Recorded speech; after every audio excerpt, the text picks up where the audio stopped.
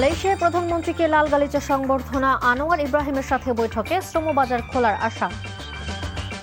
ইলিয়াস আলী গুম ও বিডিআর সদস্য খুনের সাথে জড়িত জিয়াউল আহসান ট্রাইব্যুনালে দেহরক্ষীর সাক্ষী। গাইবান্ধায় বিএনপি জামায়াতের সংঘর্ষে শিবির নেতা নিহত, নারায়ণগঞ্জের বিএনপি এমপির ছেলে আটক। গোল উৎসব করে আসরের প্রথম জয় স্পেনের, সৌদি আরবকে 4-0 গোলে হারিয়ে গ্রুপের শীর্ষের সাবেক চ্যাম্পিয়নরা।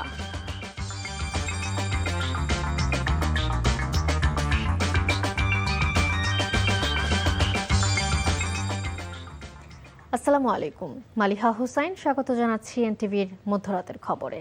ক্রাউন সিমেন্ট শিরোনাম দেখছিলেন, এবার পুরো খবর। বন্ধ শ্রমবাজার খুলে দেওয়ার বিষয়ে প্রবাসী বাংলাদেশিদের সুখবর দিতে চান প্রধানমন্ত্রী তারেক রহমান। 2 দিনের সফরে কুয়ালালামপুরে প্রবাসী বাংলাদেশিদের সঙ্গে মতবিনিময় সভায় তিনি বলেন, মালয়েশিয়ার প্রধানমন্ত্রীর সঙ্গে আলোচনার ভিত্তিতে শ্রমবাজার সংকট সমাধান ও আটকে পড়া বাংলাদেশিদের ফিরিয়ে আনার ব্যবস্থা করা হবে। প্রবাসে গমনেচ্ছু জনশক্তিকে দক্ষ মানব সম্পদে পরিণত করতে সরকারের নানা উদ্যোগের কথা তুলে ধরেন প্রধানমন্ত্রী। হাসান মাহমুদের রিপোর্ট। অবশেষে অপেক্ষার প্রহর শেষ হলো। স্বতন্ত্র সংস্কৃতি আর ঐতিহ্যের স্বকীয়তায় অনন্য মালয়েশিয়া পৌঁছলে প্রধানমন্ত্রী তারেক রহমানকে দেয়া হয় উষ্ণ অভ্যর্থনা। বিমানবন্দরে আনুষ্ঠানিকতা শেষে সাংগ্রিলা হোটেলে প্রবাসী বাংলাদেশিদের মতবিনিময়ে অংশ নিয়ে তারেক রহমান বলেন, প্রবাসীদের না বলা কষ্ট, দীর্ঘদিনের বঞ্চনা আর প্রত্যাশার নানা সমীকরণ নিয়ে কথা বলবেন তিনি। প্রযুক্তি ও ভিন্ন সংস্কৃতিতে দক্ষ ও যোগ্য না হলে বৈশ্বিক প্রতিযোগিতায় টিকে থাকা সম্ভব নয় বলেন প্রধানমন্ত্রী।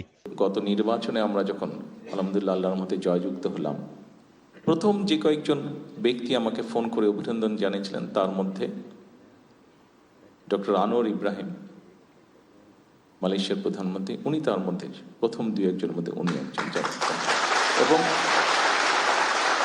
উনি আমাকে আমন্ত্রণ জানিয়েছেন আসার জন্য। সেই আমন্ত্রণেই আজকে এখানে এসেছি।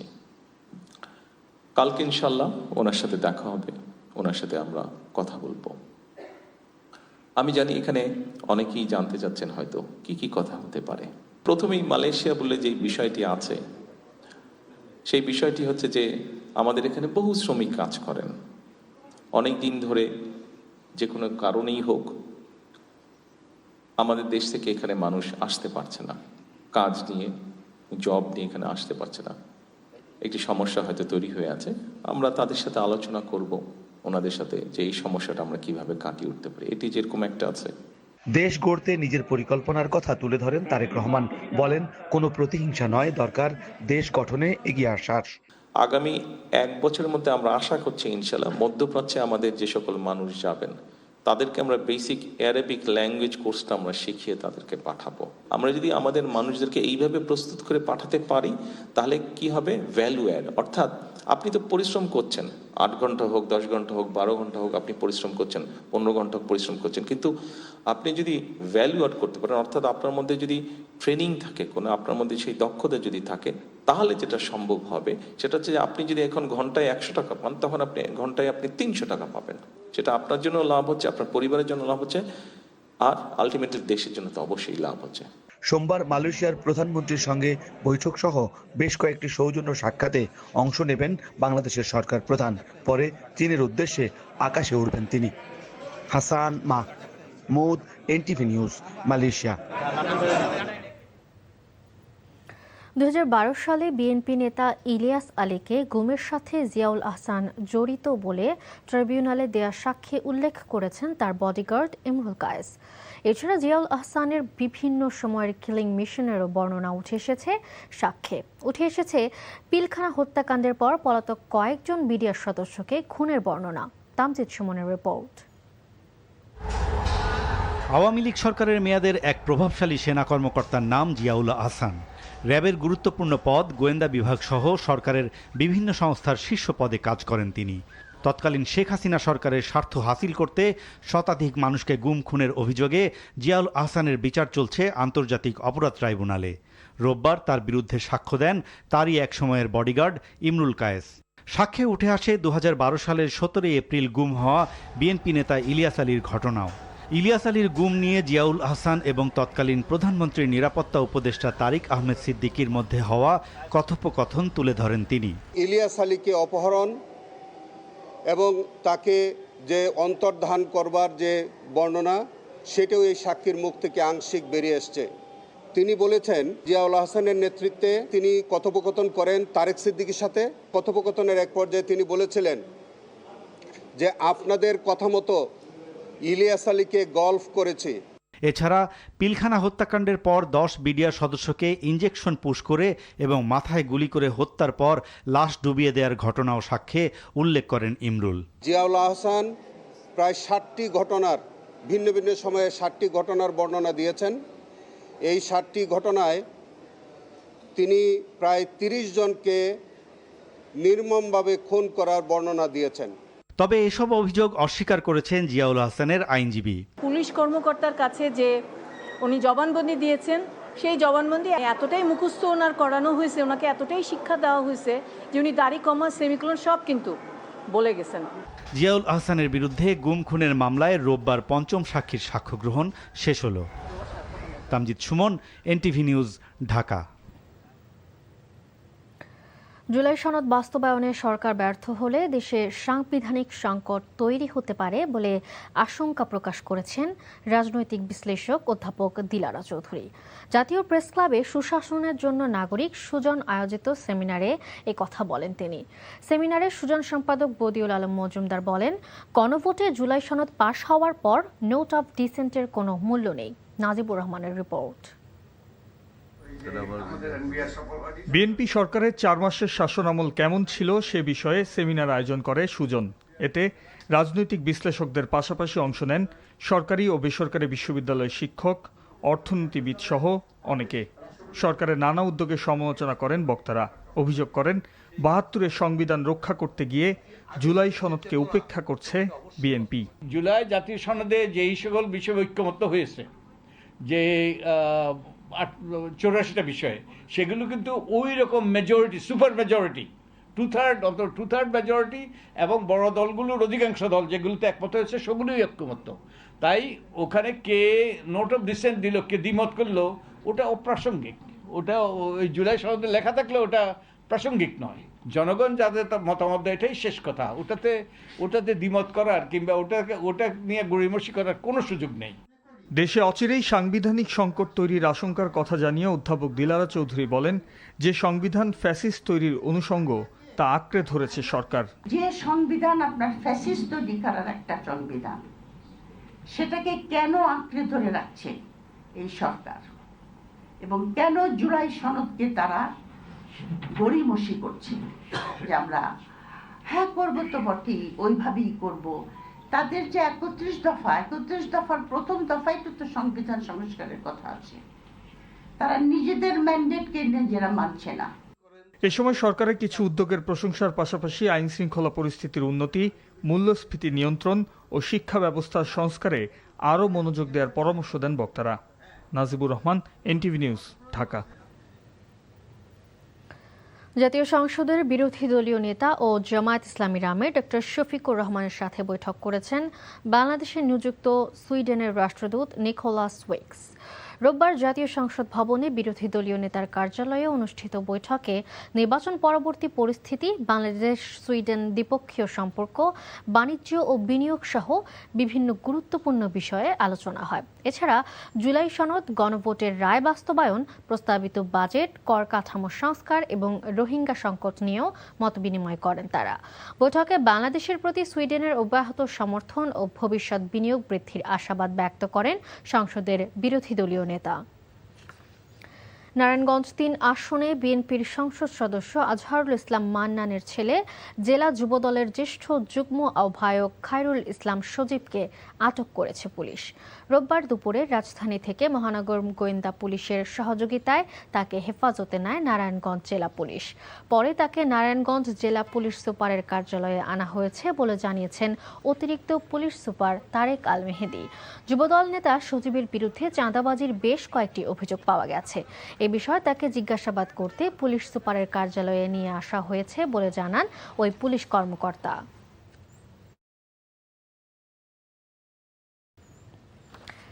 আর্জেন্টিনা দলের প্রতি বাংলাদেশের মানুষের ভালোবাসা ও উন্মাদনা এখন বিশ্বজুড়ে আলোচনার বিষয়। সেই ভালোবাসার টানেই এনটিভি কার্যালয় পরিদর্শনে এলেন ঢাকায় নিযুক্ত আর্জেন্টিনার রাষ্ট্রদূত। রোববার তিনি সৌজন্য সাক্ষাৎ করেন ব্যবস্থাপনা পরিচালক মোহাম্মদ আশফাক উদ্দিন আহমেদের সঙ্গে।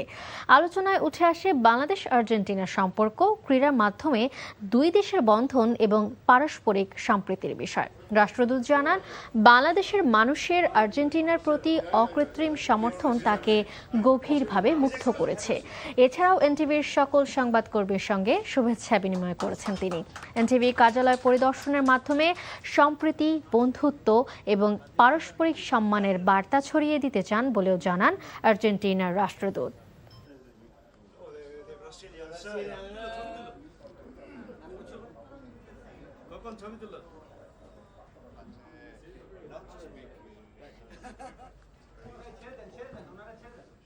After Qatar, and we discovered, we saw all what 2022 সালে আমি খেয়াল করেছিলাম বাংলাদেশের মানুষ কিভাবে আর্জেন্টিনাকে সমর্থন করে। এবার সেটাই নিজের চোখে দেখতে আমরা বাংলাদেশে এসেছি। এখানে এসে যে সাড়া পেয়েছি তা অবিশ্বাস্য। Cup is here, is Bangladesh. The warm hospitality of Bangladeshi people, how আর্জেন্টিনার প্রতি বাংলাদেশের মানুষের ভালোবাসায় আমি অবাক। বিশেষ করে 2022 সালে সবাই যেমন আর্জেন্টিনাকে সমর্থন করেছে তা অবিশ্বাস্য ছিল। এত দূরের দুই দেশ এভাবে এক বিন্দুতে মিলে যাবে এটা আমি আশা করিনি। বাংলাদেশের মানুষের এই ভালোবাসা আমরা বিশ্বব্যাপী ছড়িয়ে দিতে চাই। আশা করি আগামীতেও এই ভালোবাসা অটুট থাকবে। আশা করি এবারও আর্জেন্টিনা ফাইনালে উঠবে ও কাঙ্ক্ষিত সাফল্য পাবে। to give as a token of gratitude. বিশ্বকাপের আরও খবর। বিশ্বকাপে ব্রাজিলের পারফরমেন্স নিয়ে সমর্থকদের মধ্যে মিশ্র প্রতিক্রিয়া দেখা গেলেও হতাশ না হওয়ার আহ্বান জানিয়েছেন দেশটির কিংবদন্তি মিডফিল্ডার রোনালদিনহো। নিউ ইয়র্কের ফিফা ফ্যান জোনে তিনি বলেন, শিরোপা জয়ের দৌড়ে ব্রাজিলের চেয়ে আপাতত এগিয়ে রয়েছে আর্জেন্টিনা, ফ্রান্স, স্পেন ও জার্মানি। এদিকে চোটের কারণে স্কটল্যান্ডের বিপক্ষে ম্যাচ থেকে ছিটকে গেছেন রাফিনিয়া। যুক্তরাষ্ট্র থেকে আরও জানাচ্ছেন কুশল ইয়াসির। হাইতির বিপক্ষে শুরুর দিকে 3 গোল দিলেও দ্বিতীয়ার্ধে ব্যবধান বাড়াতে পারেনি ব্রাজিল। সব মিলিয়ে দলটিকে ঘিরে আলোচনা সমালোচনা চলছে, তবে এখনই নেতিবাচক হওয়ার কোনো কারণ দেখছেন না রোনালদিনহো। নিউ ইয়র্কে ফিফা ফ্যান জোনে ভক্তদের সঙ্গে সময় কাটানোর ফাঁকে ব্রাজিলিয়ান এই কিংবদন্তি বলেন, বিশ্বকাপের শুরুতে অনেক দলই নিজেদের সেরা খেলাটা খেলতে পারে না। টুর্নামেন্ট যত এগোয় দলগুলো তত ছন্দ খুঁজে পায়। সমর্থকদের ধৈর্য ধরতে হবে। এটি দীর্ঘ একটি টুর্নামেন্ট। শুরুর দিকে কোনো দলের সামর্থ্য বিচার করা ঠিক নয়। ব্রাজিলে যথেষ্ট মানসম্পন্ন খেলোয়াড় আছে এবং আমি বিশ্বাস করি দল আরও উন্নতি করবে। তার মতে দলীয় ভারসাম্য এবং আন্তর্জাতিক মঞ্চে পারফরমেন্সের কারণে আর্জেন্টিনা, ফ্রান্স, স্পেন ও জার্মানি এখন শিরোপার অন্যতম প্রধান দাবিদার। এই মুহূর্তে আর্জেন্টিনা, ফ্রান্স, স্পেন, জার্মানি খুব শক্তিশালী অবস্থানে আছে। তারা ধারাবাহিকভাবে ভালো খেলছে, তাই বিশ্বকাপে যে কোনো কিছু করতে পারে। আর ব্রাজিলকেও কখনোই হিসেবে বাইরে রাখা যাবে না। 25 জুন ভোর 4টায় সি গ্রুপে নিজেদের তৃতীয় ও শেষ ম্যাচে স্কটল্যান্ডের মুখোমুখি হবে ব্রাজিল। কুশল ইয়াসির, এনটিভি নিউজ, যুক্তরাষ্ট্র। বেসামরিক বিমান পরিবহন ও পর্যটন মন্ত্রী আফরোজা খানম রিতা জানিয়েছেন, নতুন বোয়িং উড়োজাহাজ বিমানের বহরে যুক্ত হতে অন্তত 5 বছর সময় লাগবে। আর 2028 সালের আগে ঢাকা নিউ ইয়র্কের সরাসরি ফ্লাইট চালুর সম্ভাবনা নেই বলে জানিয়েছেন civil aviation chairman air vice marshal Mostafa Mahmud Siddique. সকালে রাজধানীর একটি হোটেলে বেসামরিক বিমান চলাচল মহাপরিকল্পনা শীর্ষক কর্মশালার উদ্বোধন শেষে গণমাধ্যমকে এসব কথা বলেন তারা। বিমানমন্ত্রী জানান, এই পরিকল্পনার আওতায় বিমানবন্দরের অবকাঠামো ও সেবার মানোন্নয়ন এবং আন্তর্জাতিক মান ও চাহিদা অনুযায়ী প্রযুক্তিগত উন্নয়ন পরিকল্পনা করা সম্ভব হবে।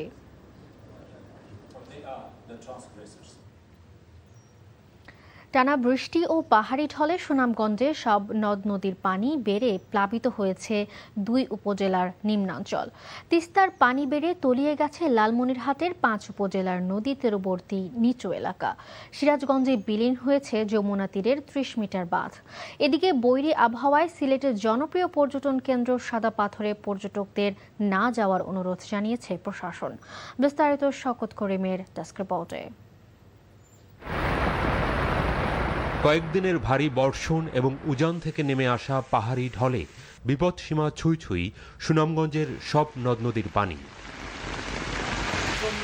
দোয়ারাবাজার উপজেলায় খাসিমারা নদীর পানি বেড়ে ঢুকে পড়েছে লোকালয়ে। জাদুকাটা নদীর পানি উপচে ডুবে গেছে তাহিরপুরের আনোয়ারপুর সড়ক। স্বল্পমেয়াদী বন্যার আশঙ্কায় নদী পাড়ের মানুষ। টানা বৃষ্টি ও ঢলের পানিতে বৃদ্ধি পেয়েছে সিলেটের সুরমা ও কুশিয়ারা নদীর পানি। 2-1 দিনের মধ্যে বিপদসীমা অতিক্রমের আশঙ্কা। ক্রমাগত বৃদ্ধি পাচ্ছে অন্যান্য নদীর পানিও।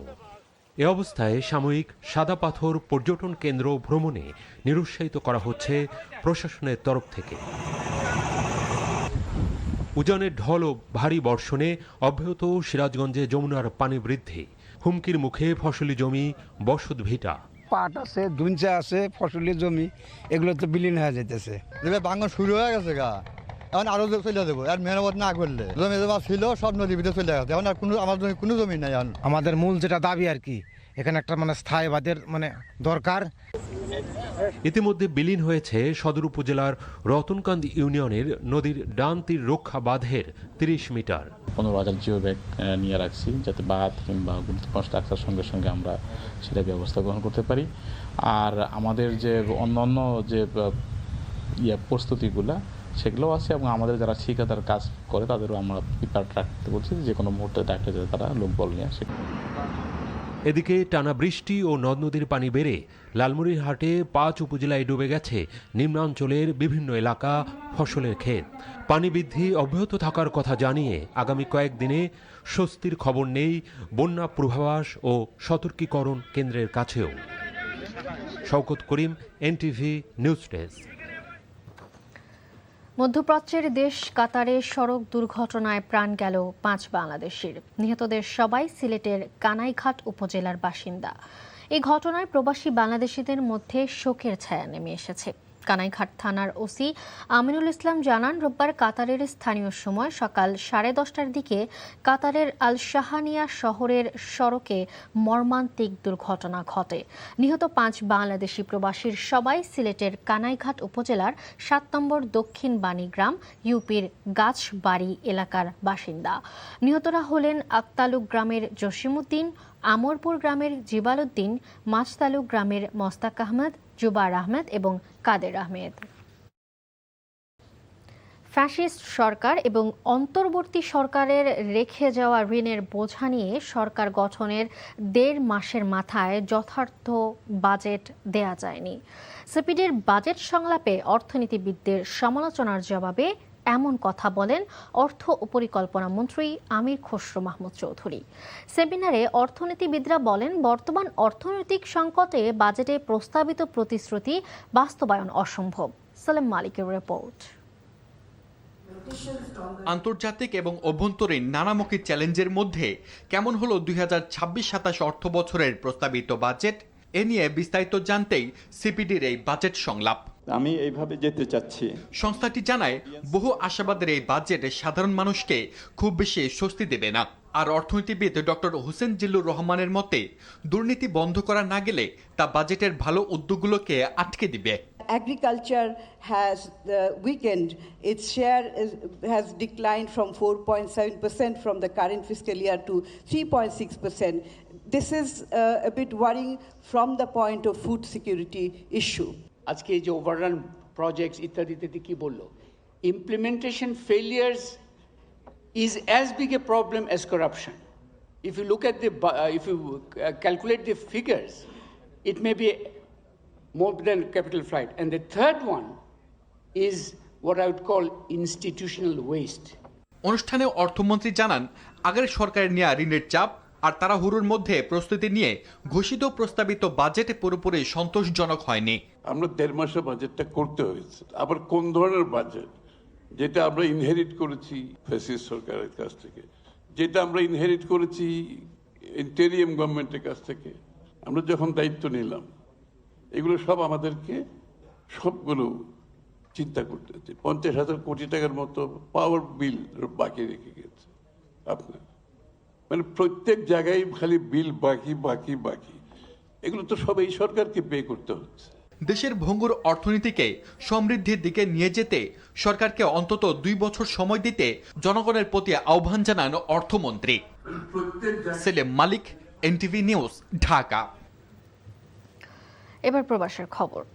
ইউরোপ যাওয়ার পথে সংযুক্ত আরব আমিরাতকে ট্রানজিট হিসেবে ব্যবহার করার ব্যাপারে সতর্ক থাকার পরামর্শ দিয়েছেন কমিউনিটির বিশিষ্টজনরা।